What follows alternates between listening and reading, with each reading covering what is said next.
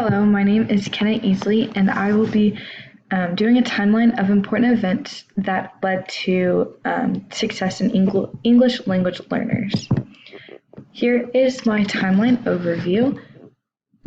I will be discussing Brown versus Board of Education, National Defense Education Act, Civil Rights Act, Elementary and Secondary Education Act, Bilingual Education Act, Ethnic Heritage Studies Act, Equal Educational Opportunities Act, and Lao Remedies, No Child Left Behind Act, and Every Student Succeeds Act. The first event that occurred was Brown versus Board of Education. This court case ended legal segregation in public schools, which allowed public schools to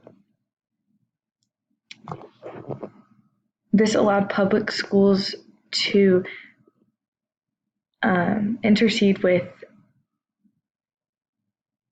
different races in the classroom. It violated the 14th Amendment, and the 14th Amendment states denying equal protection of the laws to any person. And this also rejected a previous court case that ruled separate but equal ruling. My second event is National Defense Education Act in 1958. The National Defense Education Act was an effort to strengthen foreign language instruction as well as other subjects. This was to compete with Soviet Union and to compete with trying to get better education in America. President Eisenhower signed this. This affects English language learners by including a foreign language instruction in the classroom will further allow more languages to be brought into the classrooms and more help for those students to learn better English as well as remaining bilingual. The second event I have is Civil Rights Act in 1964. The Civil Rights Act banned race, sex, and national origin in public schools. It was intended to end discrimination, and it desegregated in public schools. This is a step forward in the right direction for all students, not just English language learners. This allowed everybody to participate in public schools, and this was the last bit of segregation in public schools. Elementary and Secondary Education Act in 1965 is an important act that helped address the needs of poor children. It offered grants to school districts that had low-income students, and it increased resources. This is a huge step forward because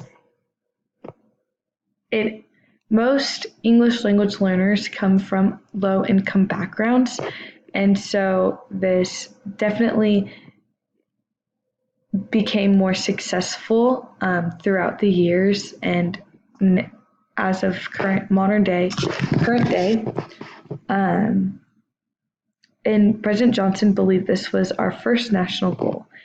Education is super important in this nation, and when we address the needs of poor children, we become successful as a whole. Bilingual Education Act in 1965 was from the federal government, and it will provide funding for bilingual programs. Whether the act was to help them speak English faster or encourage bilingualism is left unknown. This was the first act that was dedicated to students with minimum English ability. The federal government provided funding for these low-income school districts, and it also provided more dedication towards the bilingual programs to help students that spoke two different languages, and it helped them increase their ability in confidence in English. Ethnic Heritage Studies Act in 1972. This act included cultures and heritage in the curriculum and as a part of what students were learning. This is important because it helps ELL students to also express their culture and heritage in the classroom. By having this act pass, this allowed more opportunities to learn more about different languages and different cultures. This also gave those students who did come from different backgrounds more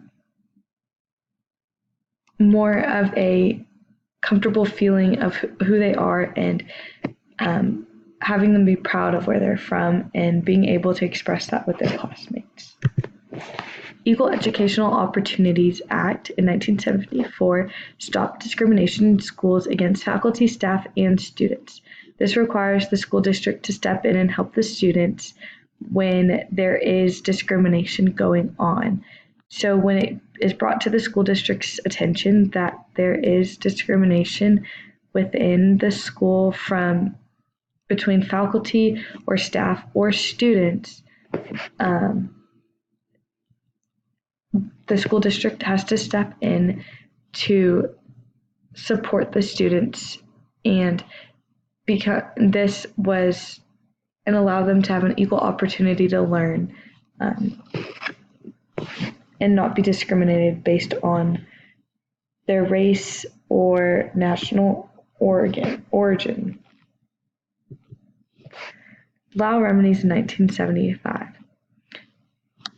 The Lau Remedies is a guideline for schools for students who were ELL. The guidelines help teachers understand where the students stood in the classroom and what appropriate needs were needing to be met to make this child successful. The Lau versus Nichols case was a Supreme Court case, and it was from a California school district receiving federal funds, and it must provide non-English speaking students with instruction in English language to ensure that they receive equal education. No Child Left Behind Act is a very important act. This was signed by George Bush in 2002. It made sure every student was successful. And it also made sure every student was on track and going at the right pace that the school district had set and at the nation for their guidelines. It provided funding for low-income school districts, and it held schools accountable for their students' progress. By providing funding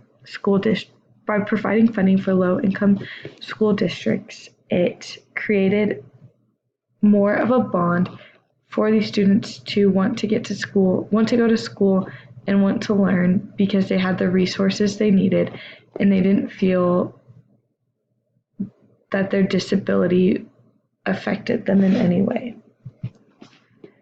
The very last act in 2015 was Every Student Succeeds Act. This reauthorizes the Elementary and Secondary Education Act that I talked about earlier. It was signed by Obama, and it provided equal opportunity to all students who didn't know English, students who had very limited English learning, students who had English as a second language, and students of every kind, disabilities to gifted and talented. This provided success for everybody, and it also created more achievement within these students. This is my reference page for my PowerPoint. Thank you so much for listening, and I hope you enjoyed and learned a lot.